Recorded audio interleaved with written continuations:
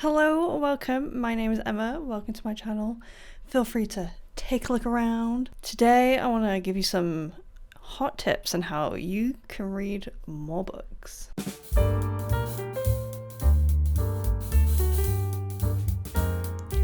Let me know if this sounds familiar.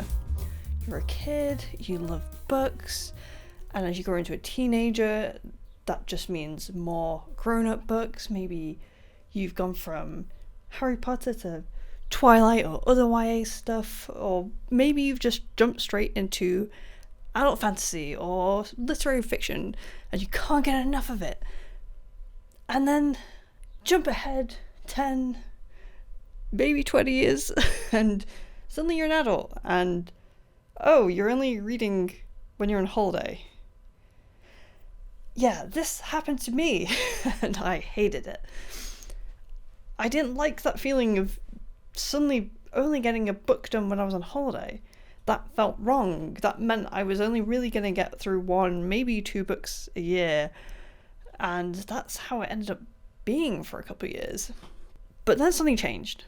So how did I go from 2 books a year to 50 plus books a year, even while still working a full-time job and doing all the usual adulty things? 2020 happened, and you might think, oh, that's because you're in lockdown and we all had more time. Yes and no. I actually got really busy as soon as we started working from home. A mix of fewer distractions meant that more work was coming in.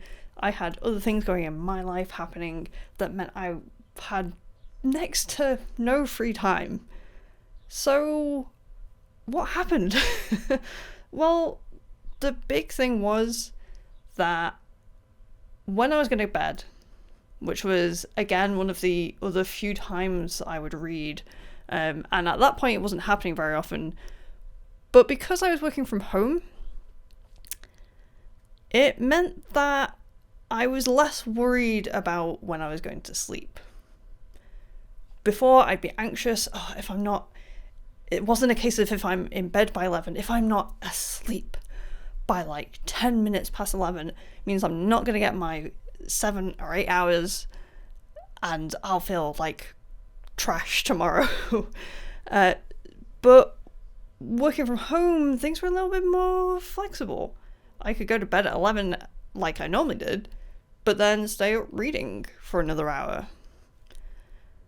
And this coincided with another point in the list, started a change in me.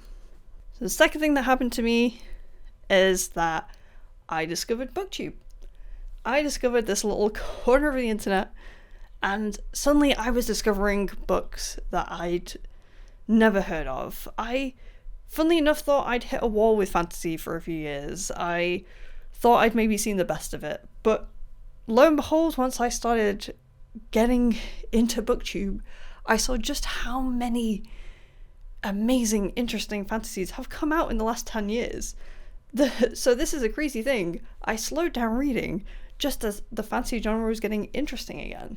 So my advice to you is find a corner of the internet where you find good recommendations, whether that's BookTube, whether it's a podcast, or Reddit, or Instagram. Find your person who has similar taste to you. Find the fantasy person, find the literary person, find the classics person. And suddenly, hearing about these great books, you'll be inspired. But chances are, if you're here, you probably know that already.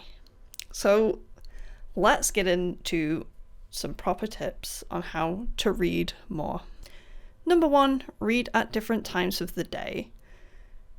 If you are someone who only reads when they go to bed, try to change that, because the truth is, when we go to bed, that's the worst time for reading, because we're tired and there's just books that we won't get to. It's great for certain things, for lighter reads, and reading can calm us down. So yes, it's good, but if you want to get through more books in a year, you have to find another time in the day to read. Ideally a time when you're more awake and able to take in information. I mean, I went through all the Stormlight archive And those books are all 1,200 pages each, and there's no way I would have done it if I was only reading 20 pages every night in bed. Tip number 2, adjust the settings on your Kindle. So this is for the ebook lovers out there.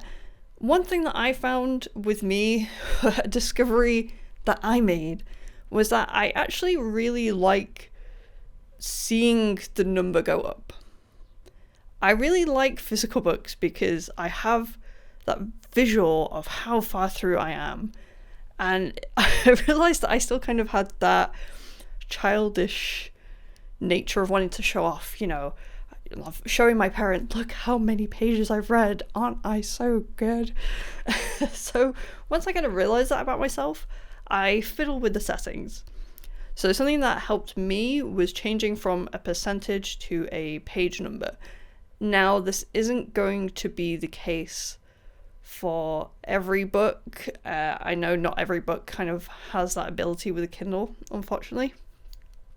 So have a play, maybe splitting it up into time left in chapter, so you can get through a chapter will help you. But pages helped me because it helps me understand just how much I was getting through. When I was getting into ebooks, 2 of the books that I read were the first Game of Thrones and the first Song of Ice and Fire, Game of Thrones, and Perdido Street Station, 2 very massive books. And the thing is, if you're on a percentage, that percentage will hardly move as you read.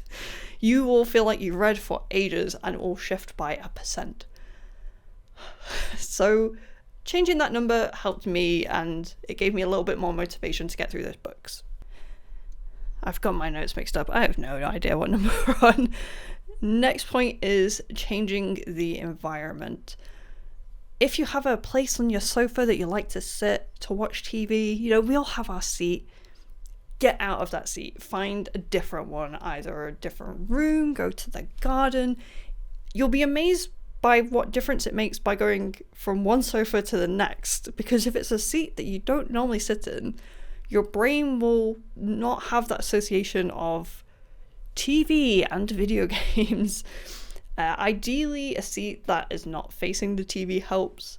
One thing I started to do was, we have our sofas in sort of an L shape, and I sat with my back to the TV on the other sofa, and that difference was huge. Suddenly my brain switched on, it was ready to do something different, and I could get through a lot as long as my partner wasn't watching anything too distracting.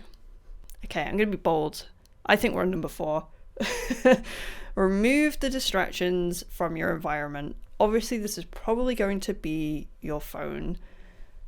If you've got someone in the room with you who's watching TV, get out of there or put headphones on, music to drown it out.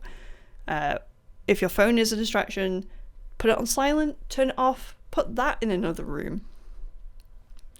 Or have a look at some apps. There are apps out there that will play a bit of music and lock your phone for a set amount of time. So you could try doing that for half an hour and see how far you get, and then you could just do it again.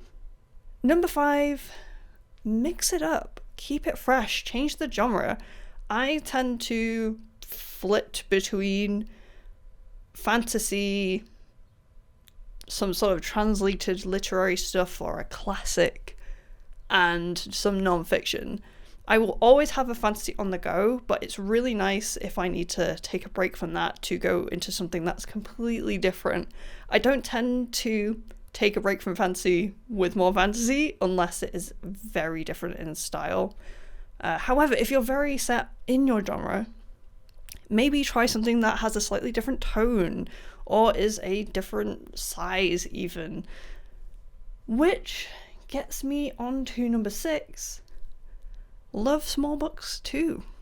Yes, we all wish we could be the person who said we've read War and Peace. And as fantasy people, we all want to try and read Lord of the Rings, or read it as often as we can. But like I said with the Kindle stat, seeing a number go up helps. So if you're tracking your number of books a year on Goodreads or Storygraph, having little books to put into your reading calendar can be really helpful, because you can feel bogged down after a really big book, and then you read this little one, like a novella or something, and then, oh, my number went up and I hardly put any effort in. Some people might call it cheating, but it's not. Novellas are great, and even if you're not bothered about number going up, they're a really good refresher, a really good palate cleanser. And if you're stuck in a reading slump, novellas are fantastic because they're so quick to get through that they don't feel like a chore, and they will really help kickstart that enjoyment in reading. I highly recommend Murderbot if you're into something funny. If you want something sweet, The Housekeeper and the Professor is so beautiful. Next on the list, be a good person and give your partner the TV, or family member, or friend. This might seem like a weird one, but it's amazing how many habits we fall into. Because we don't really watch live TV, we watch a lot of YouTube and streaming stuff. This means we'll spend a lot of our time scrolling through videos trying to find something to watch. And what I've realized is that a lot of the time, I'm not that bothered about watching something. And as soon as I make that realization and pass the remote to someone else, I will get out a book and get reading. And it's amazing how often I prefer that over sitting and watching TV. And it doesn't mean that you won't slip back into old habits. Of course, I still have days where I have something on in the background that's not that great while I scroll through my phone and get depressed. Of course we do, we all fall back into old habits, but it's good to remind myself that TV and video games aren't everything, and there's a good chance I'll probably be having more fun if I'm getting through my TBR. Last on the list, and something that's weirdly not for me, and that's audiobooks. So I've tried audiobooks before, and I've realised that they're not for me. For whatever reason, I prefer reading myself. I think it's because I always feel like I'm taking more in. With an audiobook, it starts to feel a bit too passive, and even though I'm taking the information in, I think there's a part of me that kind of worries that I've missed something. And to be honest, there have been times where I have missed something. I started treating it like a podcast and ended up doing other things at the same time, and then gone, wait, what did they just say? And then had to skip back. So they weren't for me, but they're on this list because they're great for a lot of other people. You might be different. It might be your favorite way of reading, and if it is, fantastic. And honestly, even though I don't fully get on with them, I've been tempted to try them again so that I can read a book whilst I'm going for a walk or doing chores. That's a fantastic way to get through your TBR. Get through it while you're doing the dishes or while you're doing some exercise. Audiobooks are reading, and if they work for you, fantastic. And that's all the tips I got. Let me know if these helped you in the comments below. And feel free to check out some of my other videos. I do reading wrap-ups and reviews, and I recently did a Mistborn vlog, which was a lot of fun. Thanks for watching. I'll see you later. Bye!